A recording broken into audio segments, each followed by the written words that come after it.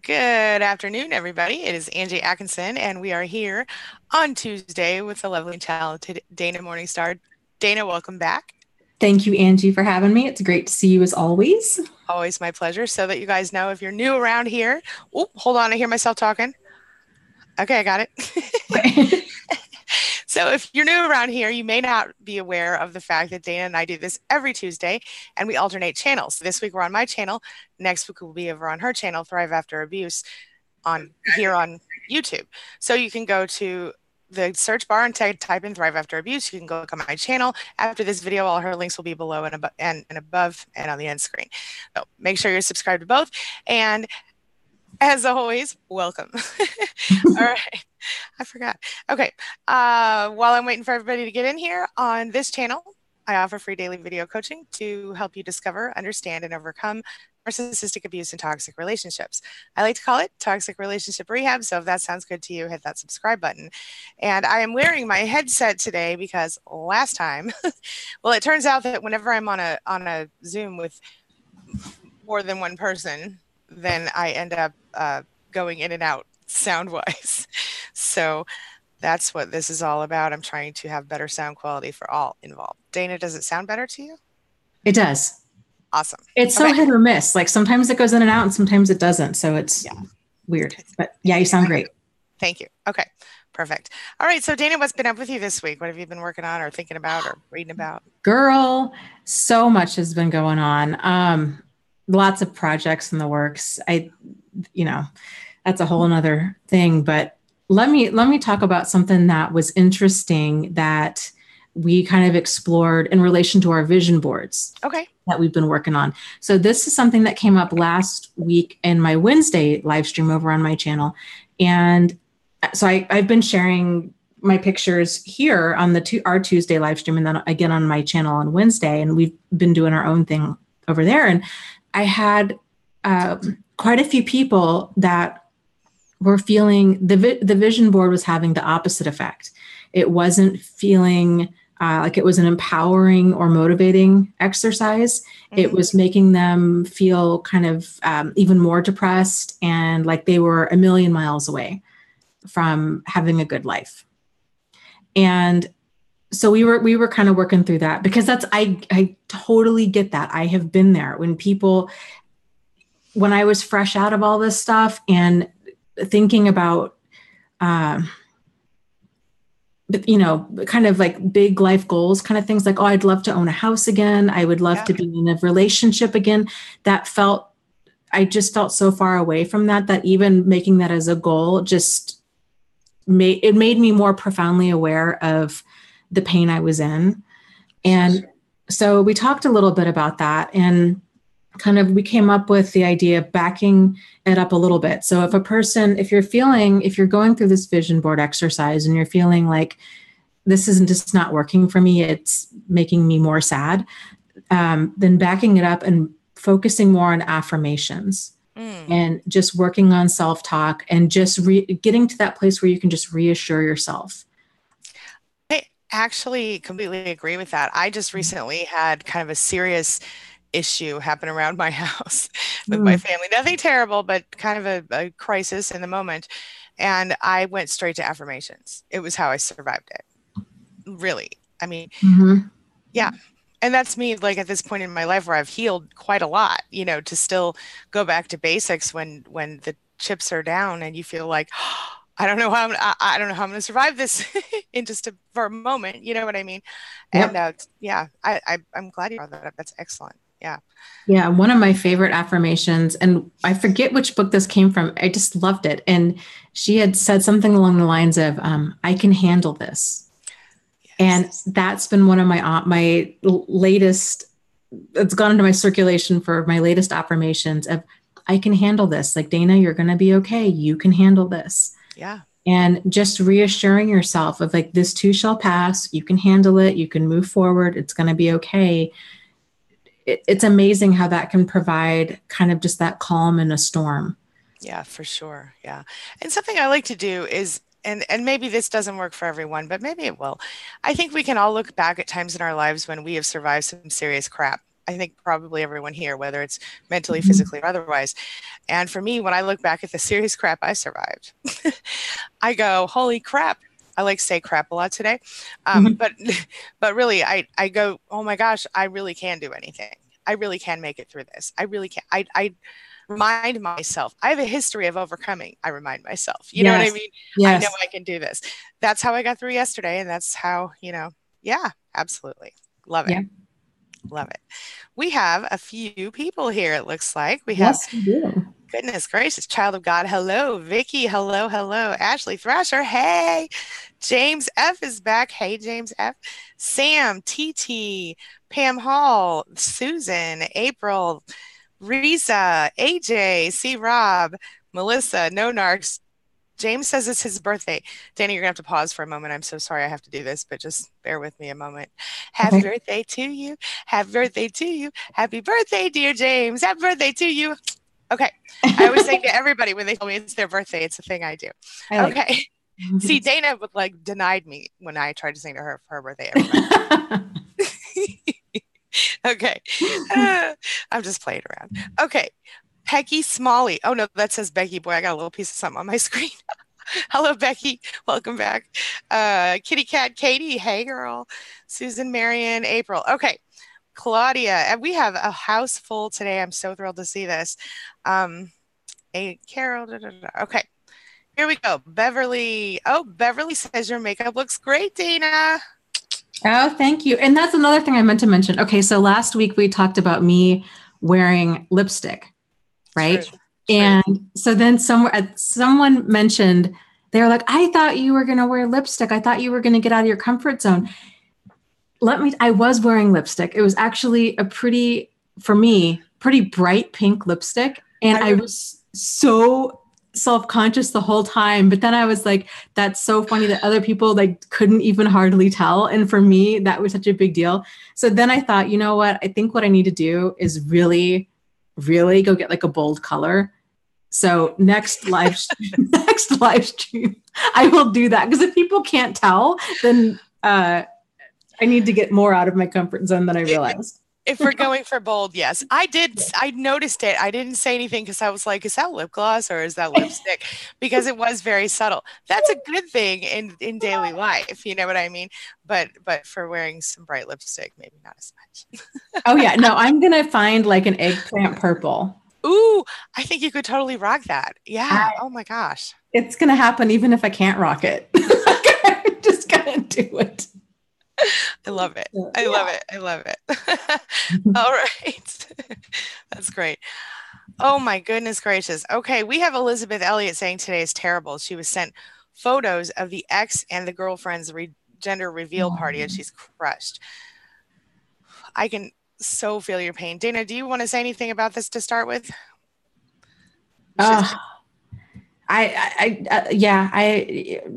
I think anybody would be crushed by that. That's just such an incredibly painful thing. But I think just the realization of even though it's hurtful for you, at the same time, the abuse with her is she's just now getting into it. Now she's tangled up more. Right. And I think I think maybe this is why it's harder for her because she does, and I didn't see this when I read the question originally, but she added that now the narcissist wants to come tell her daughter with him about this new baby. And so I think that I'm not saying that, look, if you spend time with a person and you even think about having a baby with that person and then you see that person having a baby with someone else, that's hard. Yeah. But I think really hard in so many ways. But I think when you have had children with that person and then you watch them do it with someone else, it might even be harder. I think in some ways, depending on how the thing ended and all of this, and especially if that person was someone he cheated with or whatever. Just do your best to not focus on that stuff. Unfortunately, you have to deal with him for a few years till your daughter's old enough to not need you to deal with him. But until then, I would just keep it really low key. Don't react in any way that he can see. I understand you're going to hurt, right? But just keep it keep it on the down low, the hurt, and work through it by moving away from it, not focusing on it. You can't control it. Dana, do you have anything to add to that? Yeah, I think one of the hardest things for people when they see that, when it looks like the narcissist or the abuser is moving on and they're having this fantastic life, right?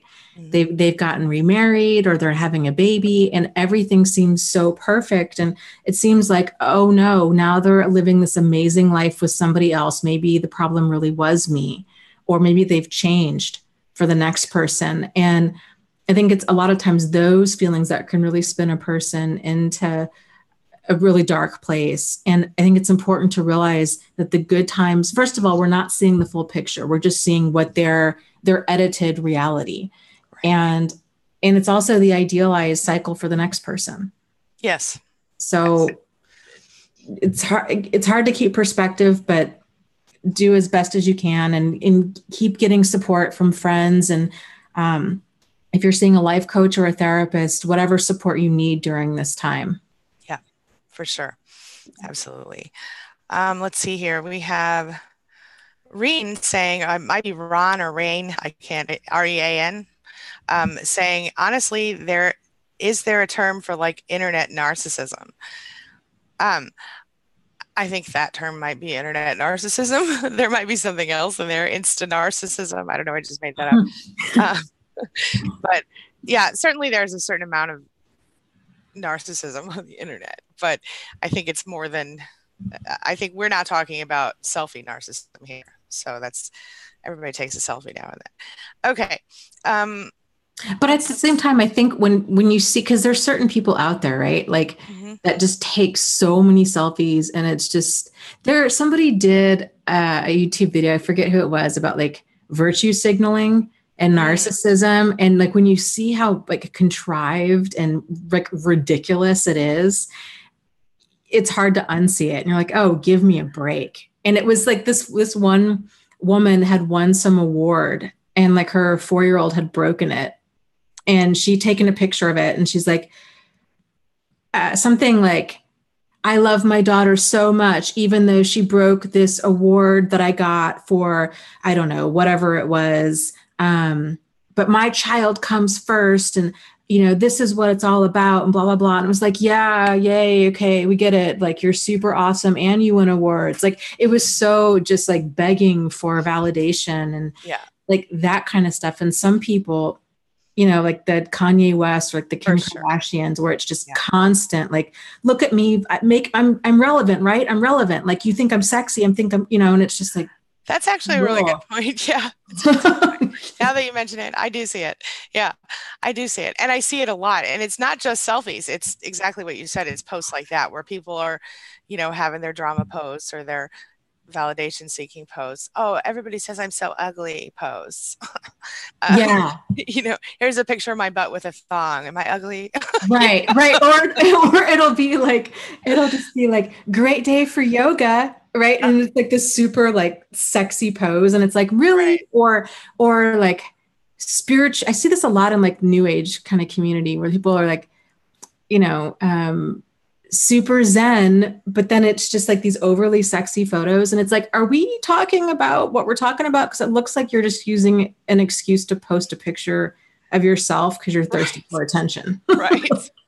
But it's not like, I think when we see stuff like that, it's just another way that person's narcissistic personality is shining through. Right. I don't think that they're like a perfectly like well-adjusted, balanced, centered person. And then they just like lose their mind when they go online.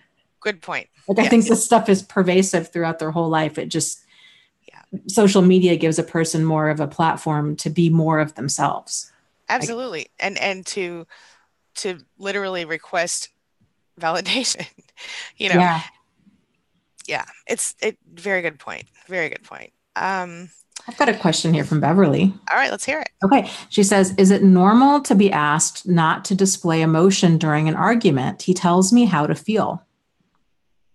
Yeah. Yeah. And he probably tells you how you do feel too. Sometimes, even if you don't feel it. I can tell you're mad. I can tell you're sad or upset or whatever. And, I remember saying to my narcissist something like, I wasn't mad until you kept accusing me of being mad. But yeah, I was told how to feel by narcissistic parents as well as partners and friends. I think it's common behavior because, again, they don't see you as a whole person. They project themselves onto you, and they want you to feel a certain way in any given situation. And so they're going to tell you, well, I already know this is how you feel. It doesn't matter what you actually say. Or if you don't feel that way, well, why aren't you feeling X, Y, Z? Because this is what you're supposed to be feeling. And it's further invalidation of your entire character in so many ways. What are your thoughts, Dana? Yeah.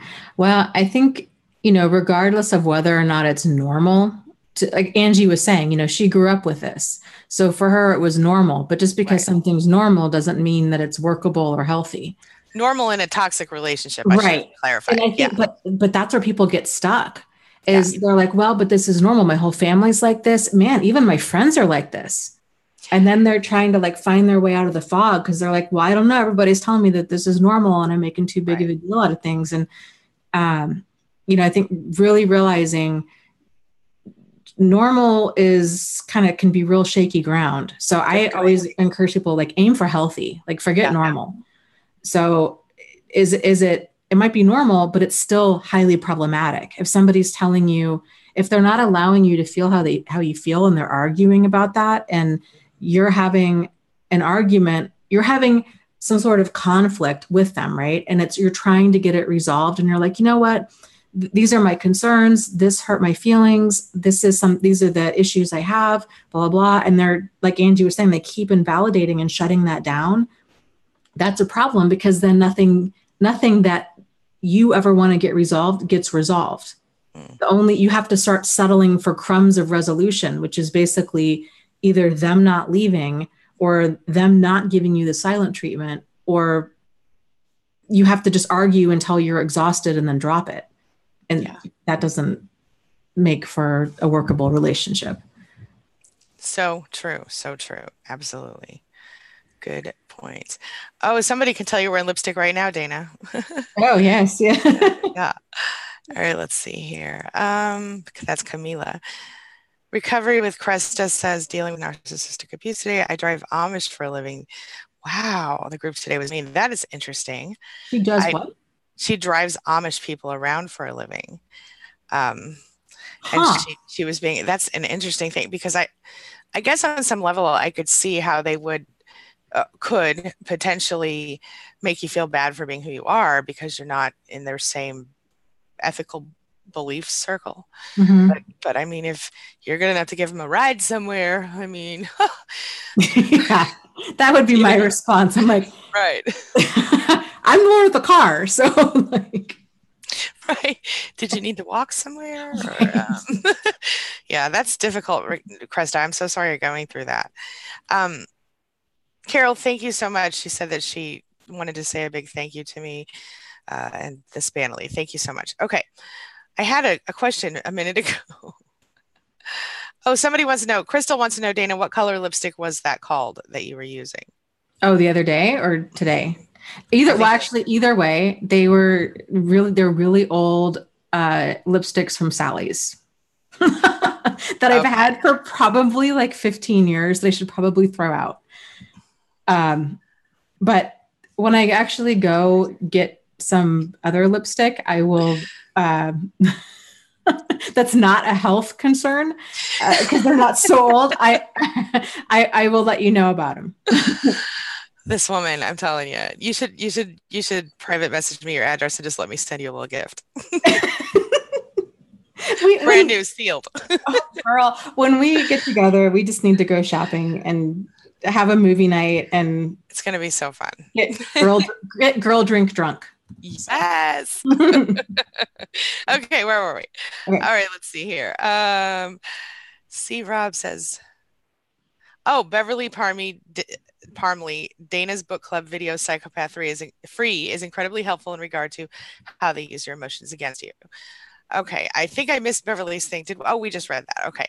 Okay, good. Make sure you check that video out. Thank you. Here's one from James. Okay. This is a great question. This is a big question. It says, okay, so what's the difference in a narcissist needing validation and a codependent needing validation? Is it the same, or for a codependent, is it needing to be loved? Well, I think on some level there are similarities there, but I think that the difference is that the narcissist, it's sort of like takes it. They sort of take validation by standing on other people's heads, and a codependent person is more likely to ask for it quietly and just just sort of when we're not healthy, sort of wither while we don't have it. I mean, I grew up without it most often, and where I did get it wasn't always, it was sometimes in inappropriate situations. Not, I don't mean any weird stuff when I'm talking about being a child, but as far as like friends, parents, teachers, band directors, whatever, choir directors.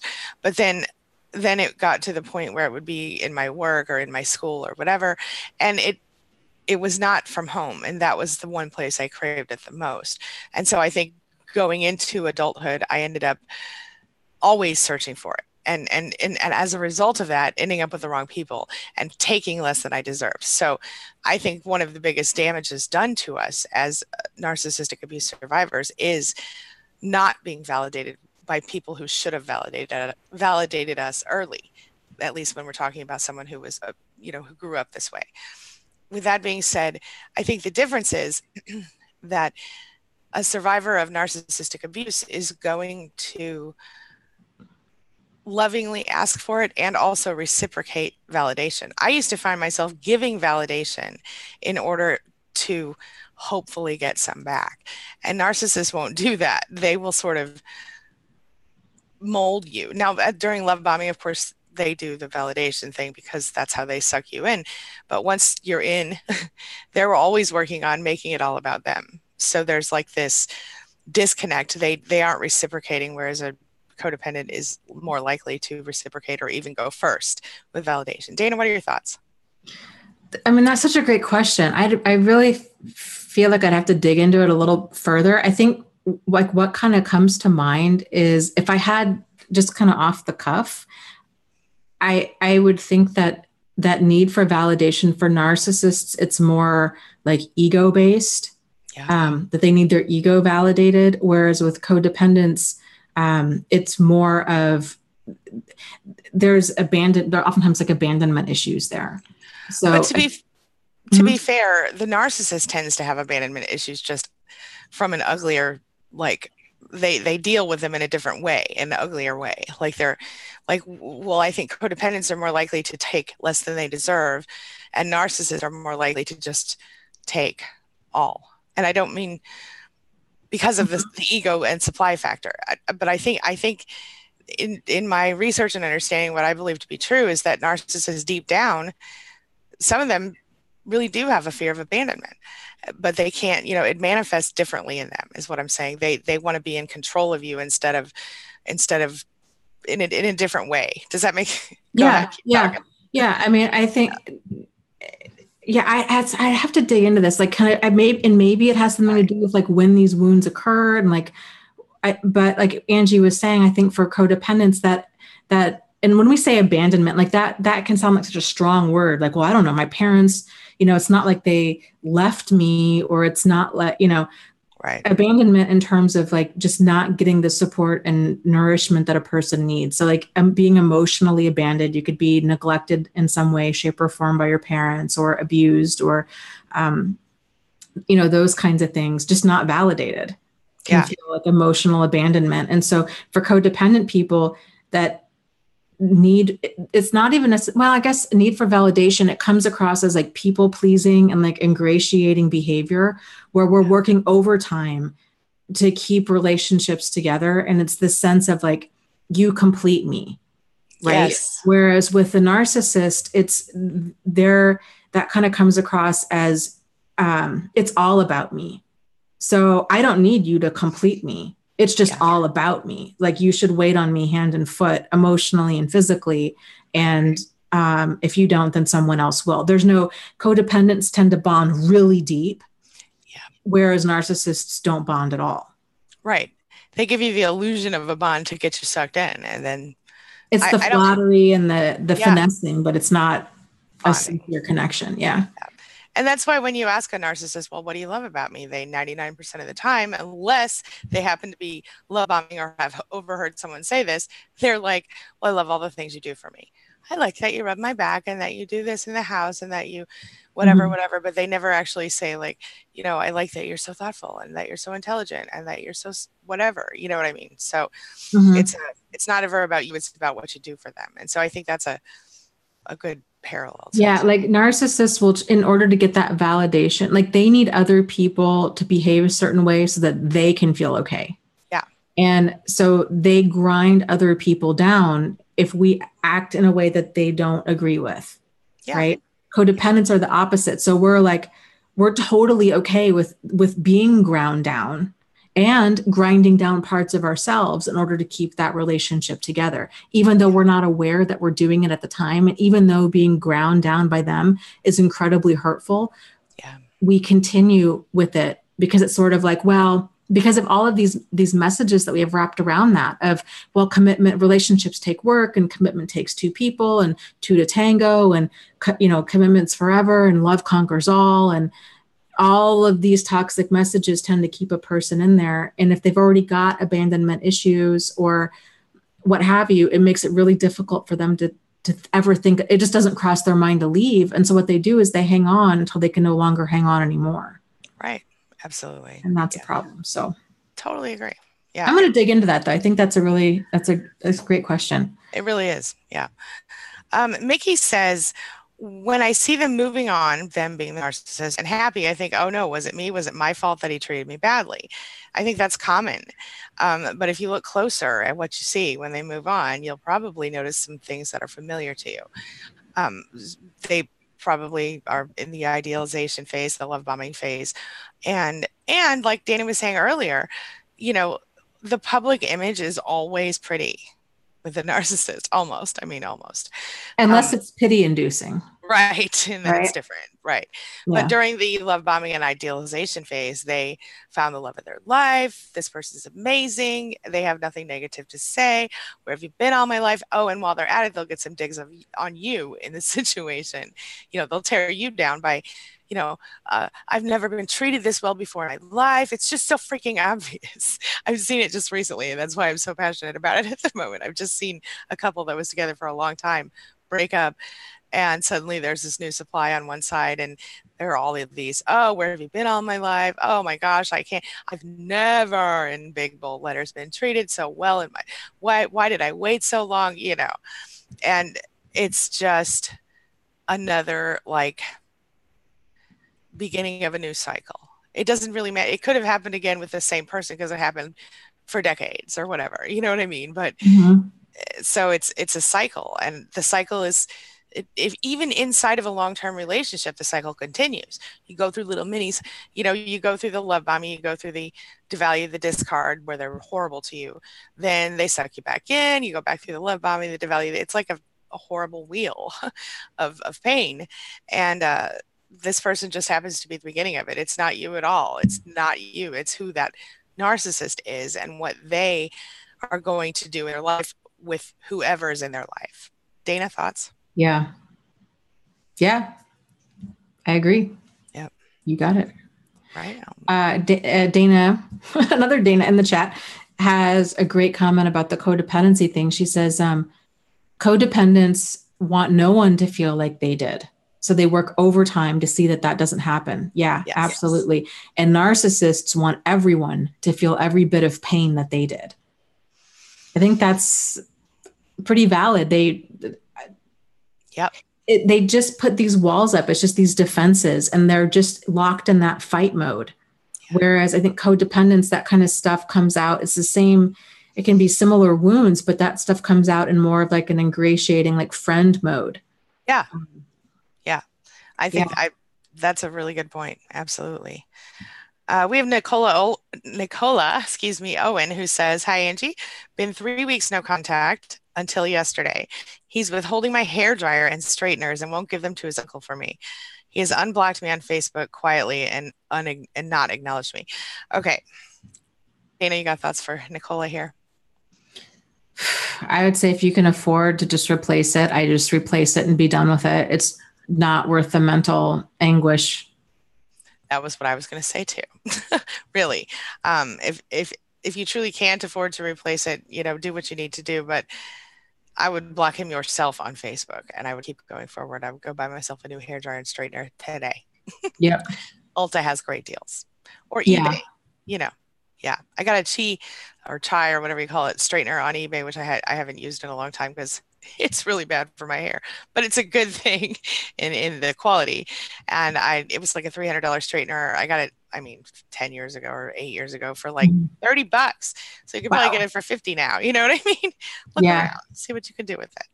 Yeah. Yep. Okay.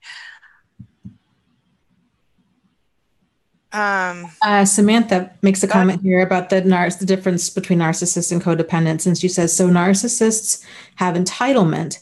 Codependents are absent in that entitlement and exhibit more reciprocity. Is entitlement what it boils down to? I think that's a big part of it. That entitlement is definitely part of like that fight reflex. Yeah.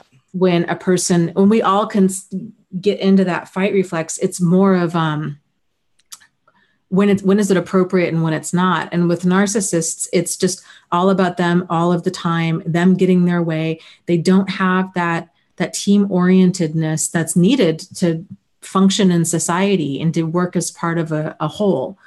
Mm-hmm. So relationships aren't possible with somebody who's all about them all of the time, and everybody else has to mold into them.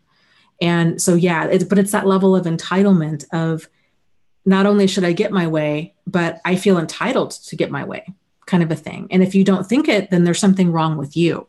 Yeah. That you wouldn't, that's the mindset part. It's so pervasive. It's in every aspect of their life. And so, and with codependence, we don't if anything, we might have more of that reciprocity. So narcissists, sociopaths, and psychopaths, you're dealing with more of like a domination-driven mentality. And codependence on people on more of that other side of the spectrum, it's more team-oriented. But with codependence, even that can be taken to a toxic degree because it's not even team-oriented, it's others-oriented. Mm-hmm. It's let me just keep giving and giving and giving and giving. I don't feel like I need anything in return because I don't know how to get love in an equal way. Like I'm not comfortable with giving and getting. I'm only comfortable with giving and giving and giving and getting crumbs in return. Yeah, I think that's a really good point. And I think that I was there at some point in my life where I was giving and giving and giving and then giving a little bit more and getting crumbs if I was lucky and feeling grateful for the crumbs. At some point you have to go, it's not good enough. At some point you realize, gosh, my life would actually be easier if I had no crumbs and was able to give half of the energy I'm giving to this person to myself. Mm-hmm. It's interesting the way that changes a person's life. And I think it takes practice, right? Like, because so oftentimes it's that one relationship that brings a person to these kinds of channels, right? And then they start doing the work and they start examining they start waking up to what problematic behavior is. And then they're like, oh my goodness, I actually have quite a few people like this in my life. And if you start thinking about all of the one-sided relationships or friendships that you have in your life where they're unequal. There's an unequal power dynamic there where you're more of like a parent, a social worker, a nurse, a therapist, and they are somebody that needs to be taken care of. And because we're oftentimes more comfortable feeling needed, we tend to jump into these roles. So I think a lot of people that have codependency issues, you can look back on your life and you're like, oh my goodness, yeah, I've had so many friends that they only called me when they were in crisis. And I would just, knee-jerk reaction, jump in to help save them. But then if they weren't in crisis, like they just weren't around. Mm-hmm. And that's because that relationship was never based on anything other than crisis. Yeah. To begin with. And so then when you realize, okay, I need to really make it a point to have that reciprocity and to have these equal give and take type relationships where it's truly a peer-to-peer, not a parent-child type dynamic, especially with another adult, right? Like nothing unequal like that, where it's you're equals and you can communicate like equals, and there's that dignity and respect present and all of that. So yeah. Really good points. Absolutely agree. Yeah. Mickey says, what is the best way to deal with silent treatment? And I would say, first of all, celebrate, but being more serious though, what I have found to be most effective is to pretend it's not happening. So go about your day, continue your life. And if you must speak to them for something business-wise or around the house, or, dinner's ready or whatever, just act like they're not speaking to you. Speak to them as though they are. And if they don't respond, pretend they did. It amuses me. And also it makes them feel crazy and annoyed that they're not bothering you with the silent treatment. So then they'll move on and try something different. That's my suggestion. Yeah. Yeah. Well, I think, I guess I would only caution that if you feel like if they've ever been violent in the past, or I don't know, I'm not a big fan of like setting boundaries with people. Not that you're saying that, but I think we should be cautious when setting boundaries with people that have either been physically violent or have been violent in their past, or that we fear might become physically violent. If you're dealing with somebody where it's more of like the emotional kind of stuff, I would say, hey, you know what? I really don't like silent treatment. It's okay for you to be frustrated or upset, but can you give me a time as to when you want to reopen communication? So I'm not twisting in the wind. This isn't fair to me. And this is not something I'm going to do anymore, and really lay it down. And so if they still just don't say anything, and I think a reasonable time frame would be within the next 24 hours. So if they need time to cool down, that's fine. You do you. You're going to just stew and stomp around and do your thing. That's fine. And then for that time, if they say, okay, you know what, just give me just 6 o'clock tomorrow. Like, I just need time to gather my thoughts and to be left alone, or what have you. If they can't give you that and it keeps silent treatment, I would say turn the radio on, go eat your dinner in front of the TV, because the whole point of silent treatment, it's a grooming behavior. It's designed to punish a person on the receiving end of it. Yep. And if you don't let it, like Angie was saying, if you don't let them realize, hey, if this is not a punishment, then they're going to quit doing it. Right. But like Angie was also saying, the odds of them then moving on to something else is really high. That's the problem, because it's the mindset. So, and it's like these behaviors, it's like playing that game whack-a-mole, where the mole would pop up and you have that thing and you bop it on the head and then another one pops up. That's what it is with abusive people. So you're going to wear yourself out addressing every single issue. No, it's not okay for you to give me silent treatment. No, it's not okay for you to call me names. No, it's not okay for you to yell at me. No, it's not okay for you to, stomp around and slam doors. And no, it's not okay for you to cheat on me or to lie to me or to withhold information from me. Like, this is the basics of adult behavior.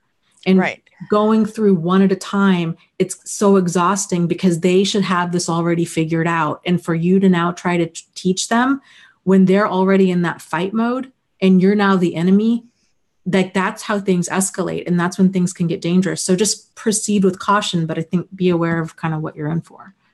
Definitely. And I would never I'm glad you said what you did, because another thing I assumed that you knew, which not you, Dana, but everybody here, was that you would know.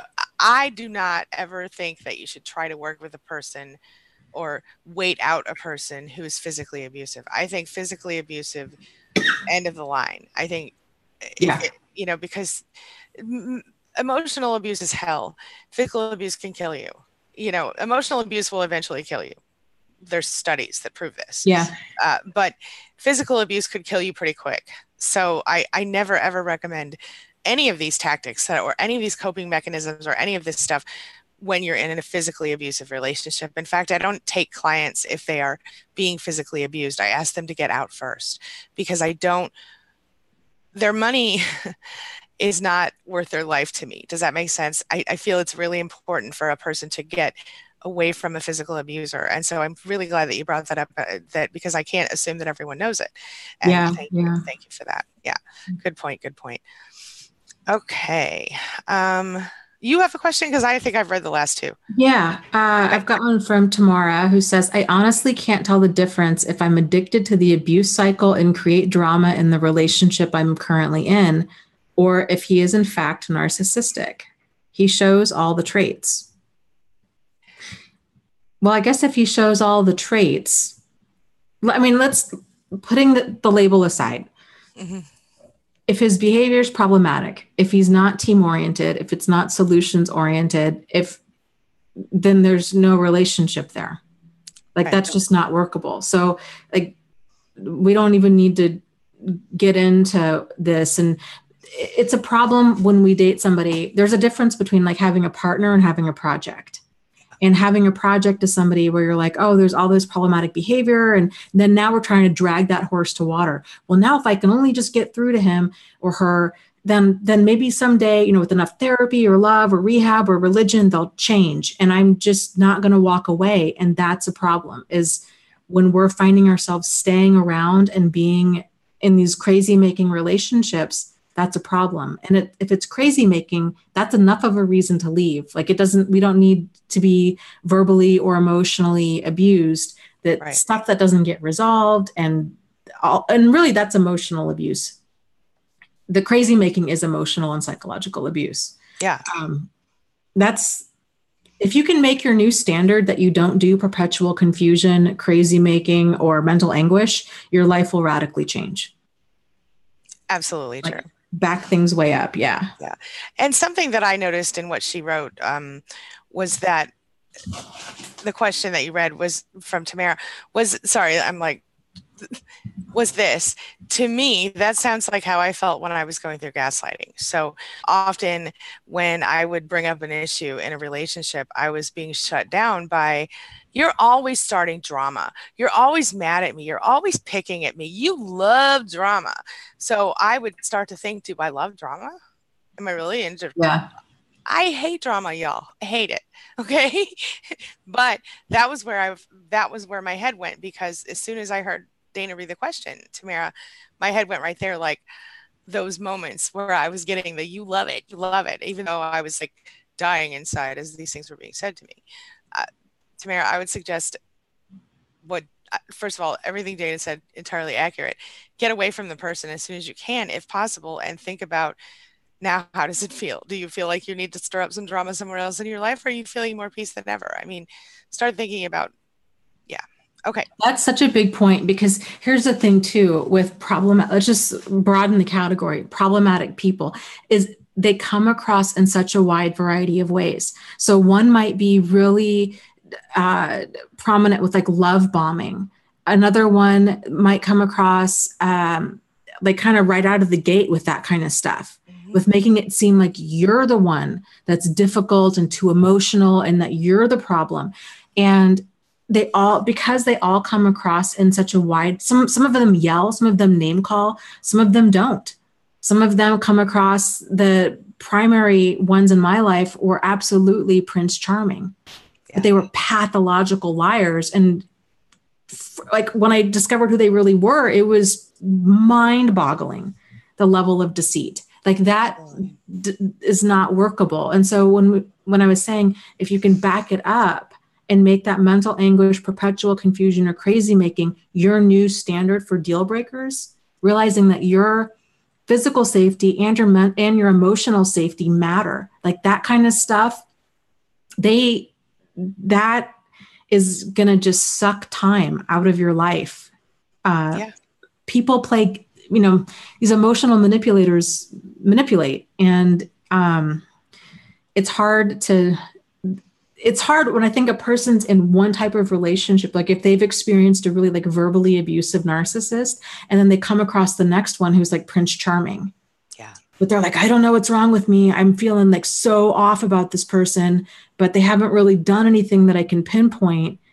And it's like they come across in a wide variety of ways. Like, listen to your gut instinct, because odds are you don't feel that way around everybody. Absolutely. Yeah, totally agree. Yeah. This is a good question that we have from Jennifer here. She said, what would be your best advice for a married couple who have both been abused by narcissists in the past? She said she dealt with decades of abuse from her parents and her brother, and her husband was married to a narcissist for 20 years, and now they're in counseling together. So I think I would start off, Jennifer, by telling you to both be sensitive to triggers and things like that, and be very careful to, you know, take care of each other and be empathetic and all of that stuff. And I think it's excellent that you're in counseling together. I think you're doing all the right things at this point from what you've said. I guess I would ask you, what would your, I guess my first piece of advice would be, if you have children together, make their lives better than it was for you. And to be aware that you may have narcissistic fleas, or you may have a few tendencies here and there, either one of you. And if you're both truly, you know, driven toward being peaceful and happy and not toxic, then you can have that if that's what you want. I guess I would need more information about you personally to give you a better answer, but I'd love to hear Dana's thoughts on this.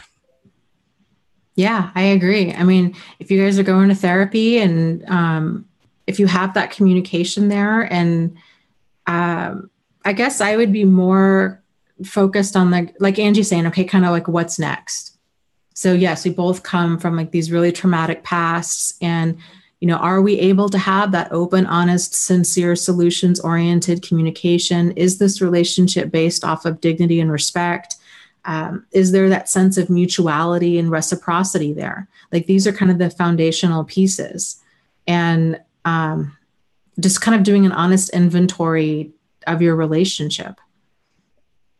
Yeah, absolutely. Absolutely. This is just a comment from Sarah that I thought was interesting and worth bringing out. She said, you know, you also feel like you sometimes need validation of the abuse that you go through, because narcissists are always like, you're crazy, and they deny that they've done it. They turn it around on you. You're hearing things, I didn't say that, things like this. I think this rolls back to what we were talking about a little while ago about the differences, you know, between validation and also the comment, and I'm now drawing a blank on who that was from. Who was the one that had the that I had the trigger memory with? Who was that? I'm having a moment. Anyway, but that question where we were talking about how they make us feel like we doubt ourselves, and, you know, like we're like, well, maybe I really do love drama. You know, it's along that same line. So anyway, you got one for us? Yeah, I do.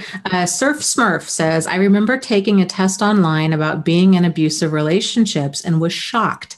I was shocked to see that I had some of the behaviors that were considered manipulative and emotionally abusive.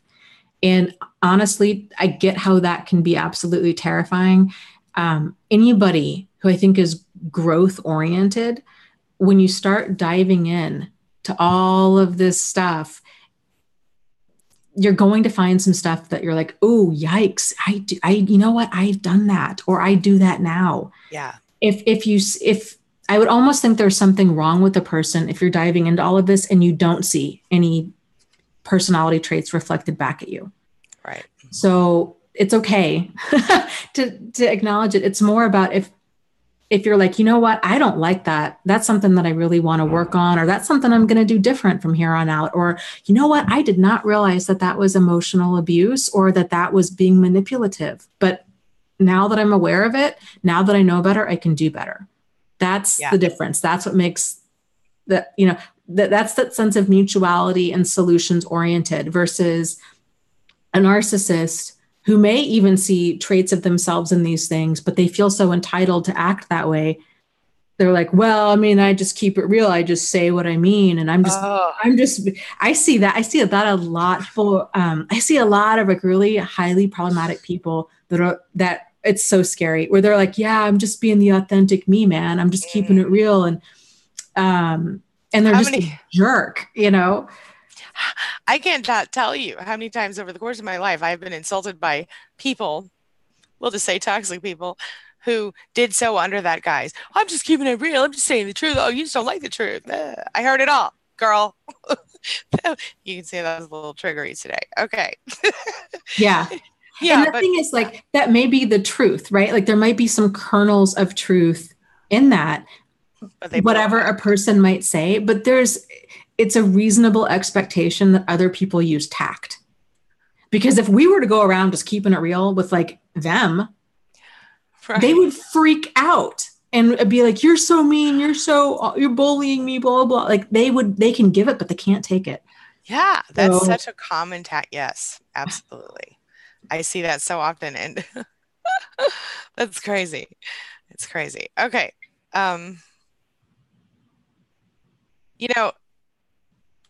This is an interesting question from Chris. Says, is everyone in a way classified as either a narcissist or an empath? Who or what is normal? Normal is a lie. I don't think there's such a thing. I don't think everybody can necessarily be classified as empath or narcissist, but what I tend to see the most with my community is that a lot of empaths are drawn to narcissists and vice versa. Now, you could just look at the term empath as simply as you want to, and you could say empath equals the ability to have empathy. Some people will tell you that empath is a supernatural quality, and being an empath means that you can physically feel other people's feelings. I think I'm somewhere, I physically feel other people's feelings sometimes, but do I think it's supernatural? No, I think it's human empathy. You know what I mean? Mm-hmm. That's highly developed. Yes. So probably like an abnormal level. Because I agree. Indeed. Yeah. I used to think that the reason I was like that is because I had to be like that to survive childhood, because I needed to be able to read an expression quickly and know exactly what was going to happen so that I could brace myself or whatever needed to be done.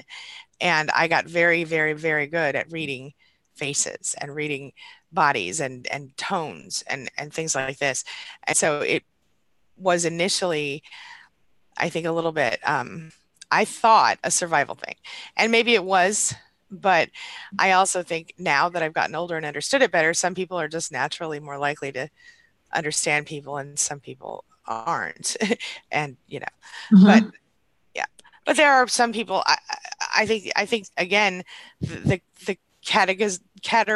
say it for me, Dana, why am I not saying it? Categorization. I probably need more coffee. Yes, thank you. Gosh, I think I just had a stroke or something. That word just is irrelevant. I think the categorization, is irrelevant because we can label people whatever we want. We could call them, like we talked about a long time ago, cupcake if we want to. If they're toxic, they're toxic. If they're making your life hard, they're making your life hard. So if you're sticking around because, well, they only have 3 of the 4 traits or whatever, it's irrelevant if they're not doing all the things you think are supposed to be narcissistic.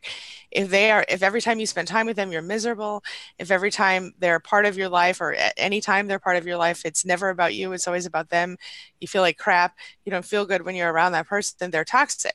So you need to make some choices and decide, do I deserve toxic people in my life? I want to just give you a hint. You don't. Anyway, thoughts, Dana? Yeah. I mean, I think if you look at narcissism and codependency or empaths, like along the line of like a spectrum, and they're at 2 very polar opposites. And if you look at that spectrum as like a degree of a person's self-orientation, like we're all somewhere along that spectrum, and we might travel up and down that spectrum. Most likely we will travel up and down that spectrum throughout our lives. And there's what's called a healthy degree of narcissism that's because Angie was saying, like normal, really, I mean, it's just different shades of dysfunction for most people. So, but healthy narcissism is where a person has like a healthy self-orientation where it's like, why not me? Why not now? I have the self-esteem to get up, and I feel my locus of control is internal. Like I feel like I can make things happen. I feel like I have an appropriate degree of control. I realize that things happen, but that I'm in control of my behavior, my responses to things, goals and actions and these kinds of things. That's like it's what's called healthy narcissism. But problematic narcissism is obviously where it's not all of, not why not me, why not you? It's all about me at the expense of you. And then the other side of that with codependency is it's all about you. It's not about me. Yeah. So getting in that zone. Yeah. And this is interesting because Crystal basically said almost exactly what you said right here. She said, that's great. She said, not exactly, but very similar. And I'm with both of you on this. She said, it's a spectrum: psychopath, sociopath, narcissist, middle of the road, HSP, empath, something like that. Anyway, similar statement, different, but similar. So I thought that was cool. Okay. I have a question if you don't. Go ahead. Okay. This is from Samantha. Okay. And she basically says, it was asked in a group on Facebook, but how do you recover if the abuser dies after you leave? I have a client going through that right now. That's tough. And I think that you have to, first of all, I think it depends on if this is your spouse or your parent or your other type of person in your life. I think that has a certain amount of bearing on how you're going to recover. With that being said, I think what you have to do, gosh, I have another client going through, her father passed away, who was the narcissist or a narcissist in her life.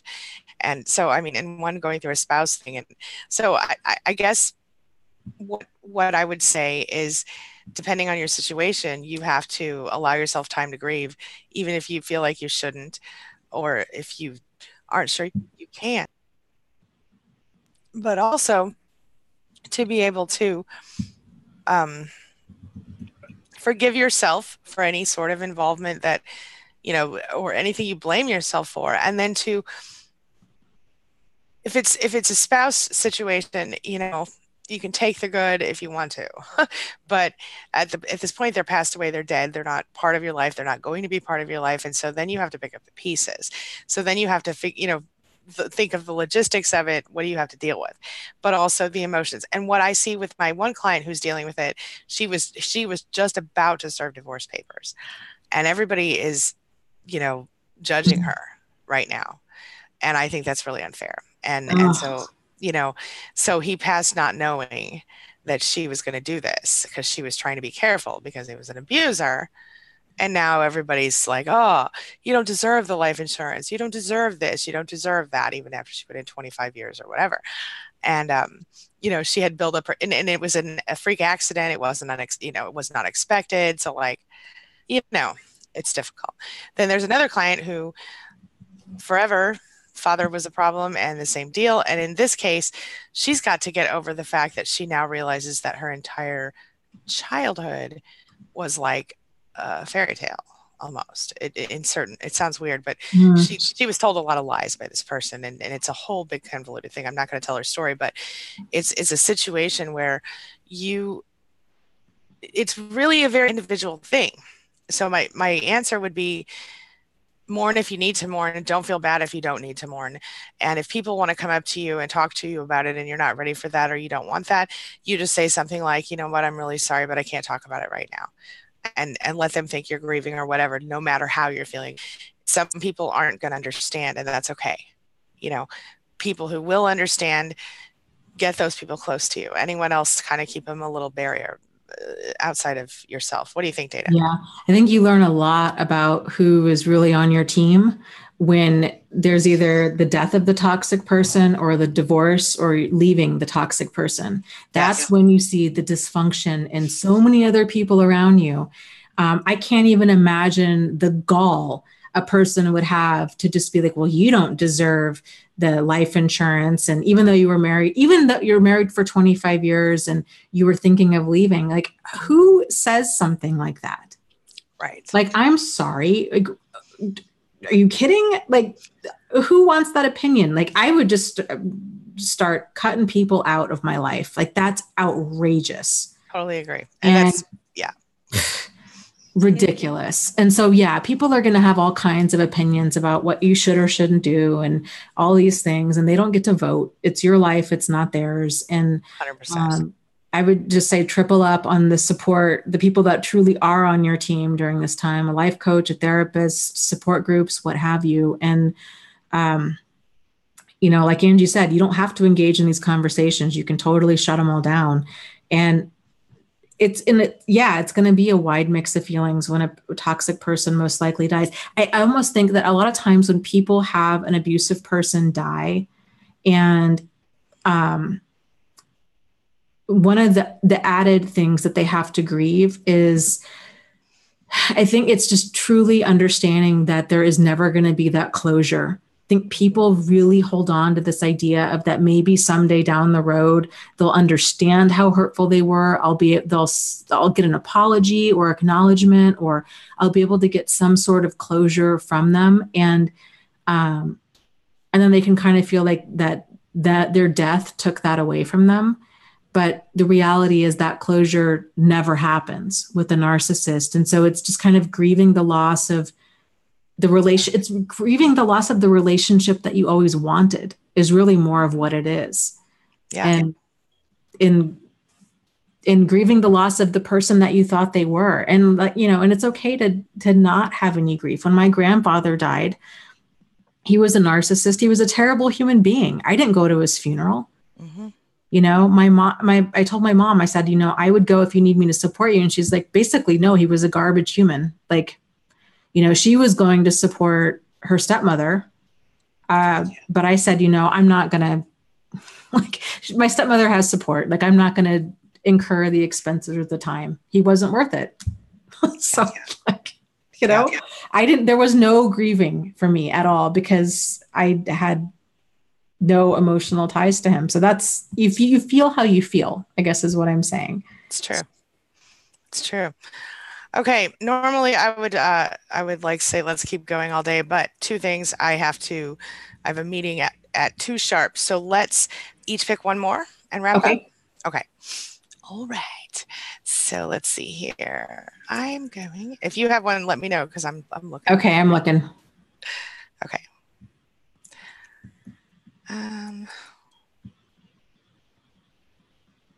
Okay. Now this is something. Carol has a narcissistic mother, and I'm missing some of her comments. I'm just going with this one I just found. She just can't cut her out as she's the only living child left, and she tends to shut family out for years. And I get where you're coming from. And I know that the older we get, the older our parents get, the less we think, well, I've stayed around this long and tolerated it, so I might as well just keep tolerating it. But what happens, and this is a really hard thing to say, and I know another Carol who is dealing with a similar situation right now, but I think at some point, you don't have to physically do everything for her yourself.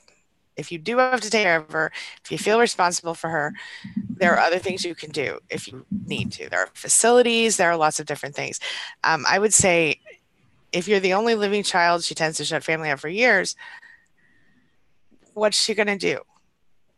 Shut you out for years? And when she shuts you out, is your life going to get a lot better really fast? I'm just there. It's a tough place to be when we're talking about an elderly person, but a narcissist, unless they have some kind of huge life-changing, I've never seen them change. And obviously at her age, she ain't changing. So you have to decide how important it is to you to wait out her life with her. That's terrible. Dana, any thoughts on that? I'm sorry. Yeah, I think it's, it's okay to have healthy boundaries with somebody. I had an acquaintance of mine whose mother was diagnosed with stage 4 cancer. And, she just was like, her behavior just escalated. She was completely delusional at that point. She ran through all of her money. She was close to getting evicted from her apartment. She thought she was going to marry some man and bought a wedding dress. Just completely could not handle the fact that she was dying. And my friend went to go take care of her because she felt obligated to, and it just wrecked her life for like a year because she felt like that's what she had to do. And so I think it's just important to realize that it's okay to have boundaries with other people. I'm a former, I did hospice nursing for a while. Like even as a former hospice nurse, when I was doing that, I still wouldn't drop everything and go take care of a family member 100%. Like I couldn't emotionally do that. Like that would be too much. So to have to put that on somebody else who's not even like has that kind of training, that's a lot. Like that is so much of an emotional load to put on somebody. Totally. Yeah. And I'm glad you said the boundary thing. It's important because the thing is, I can totally see that if I were in that situation and this person had me in the back pocket the whole time, and I was like, oh, I'm going to leave you now that you're ailing or whatever. I know that's terrible. And I know it's a hard thing to deal with and to think about. And I know I sound harsh when I'm like, do what you got to do. But Dana's right. It's about, I think at this point, maybe it's about just setting boundaries. But I also know one of our former chat mods on this channel actually went no contact with her elderly mother and stopped taking care of her, sent her off to a nursing home, made sure she was taken care of, but stopped physically taking care of her because she was just completely abusing her still after all of the years in her life. And so that's okay. I mean, you don't need to be somebody's emotional punching bag. Right. Exactly. And there is no obligation there if they treat you so terribly. Yeah. Set a boundary though. That's what it comes down to. That was the boundary for this lady, right? I mean, yeah. Even if it was somebody that I loved, do you know what I mean? Like you still have to set boundaries and be like, you know what, I can bring over dinner 4 nights a week and I can come sit with them, 3 nights a week. And these are the things that I can comfortably do without exhausting myself and having my own life fall apart. Yeah. Here's a good example of that from my own life last night. Yesterday was a terrible day for me. I was running all over the place dealing with some crisis crap. Then my daughter decided, I thought I was not going to be able to pick her up. She's going to ride the bus. Long story short, she's in this little track program. But she was at her gifted program, not at her regular school. So I had to drive over to the gifted program, take her back home to get her clothes for the track thing, which she forgot, then to her regular school. Then as soon as I got back home, it was time to pick her up again. And then my son calls me from his band practice. Mom, do you mind picking me up? I don't want to sit on the bus for an hour. Literally as soon as I sat down. So I was like, okay, but here's my boundary. I'm not bringing anyone else home. Usually I don't mind. I'm like a mom taxi. I'll take them all home. But this time I can't do that. They have to ride the bus because I was exhausted. I could only go far enough to pick up my kid and bring him back home. And that was my setting a boundary for my kid. And even though maybe it annoyed some of his friends, at least I set the boundary for myself as well, So anyway, you got a question? Yes, from Sam. He was talking about he had a work situation with a female coworker. It sounds like she was wanting more of like a relationship with him. He said no. Now she's kind of doing these things to sabotage the group project that they're on and kind of what he should do about it. And I would say get a witness to your experience. Yeah. So I would, if you're not already doing this, like keeping group emails, CCing everybody, really getting like spelling out whose responsibility is whose. So it's not just the group. So you can really kind of paint her into a corner where if she's doing things that are sabotaging, it clearly falls on her and not on you or other people. Excellent point. And also that's exactly what I would have said. The only thing I would have added was go to your HR department and quietly speak to someone about it and say, you don't have to give names right away, but go to the HR department and say, this is happening. What do you recommend that I do? Because what she's doing is sexual, I think technically can be considered sexual harassment or retaliation. And that's illegal. So yeah, something to think about. I mean, I've seen that before, and not just about like someone who wanted to get with me, but although maybe once that's happened as well, but in a previous iteration of my life, a different job I had before, I had a person who was upset that I was running 2 all-male apartments at the time. And this person did a lot of things to make my life hard. And so eventually had to bring in HR. And it turned out that this person was a sexist and there was all this proof. And I just didn't want him to be mean to me anymore. But do what you need to do, though. Don't think that you can't go speak to someone. Yeah. Absolutely. Yep. Let me just say this, you guys. I wish we could sit here. You have made so many amazing comments. I'm reading through as we're talking, and I wish I could just do all of them. But before I go, though, Dana, do you have anything you want to say to our community here? Just go with your gut, and you guys matter, and focus on what works, what works for you, like getting in tune with yourself. Absolutely. Yeah, I totally agree. And just, know that you're not alone. You have support here. You have supporting. I see you guys in the chat supporting each other all the time. It's a beautiful thing. And I see Tamara saying that she doesn't trust herself and her decisions, which is normal. Work on that this week. Work on trusting your intuition. Okay, that's important. That's what I'm going to give all of you an assignment for. Work on trusting yourself. Okay, now we're about to wrap up. Make sure that you check out Dana's channel, Thrive After Abuse, and go over and subscribe, because we'll be there next Tuesday around this time doing the similar deal. So make sure you're over there too. Make sure Thrive After Abuse on Facebook, thriveafterabuse.com, Thrive After Abuse everywhere. Check her out, get connected. All right. Okay, everybody. Thank you so much for being here. As always, thanks for being a part of my day, a part of my life. Thanks for letting me be a part of yours. It really does mean a lot to me. And Dana, thank you as always. Thank you. Yes, thank you. I'll see you next week. See you next week. Okay, bye. Bye-bye.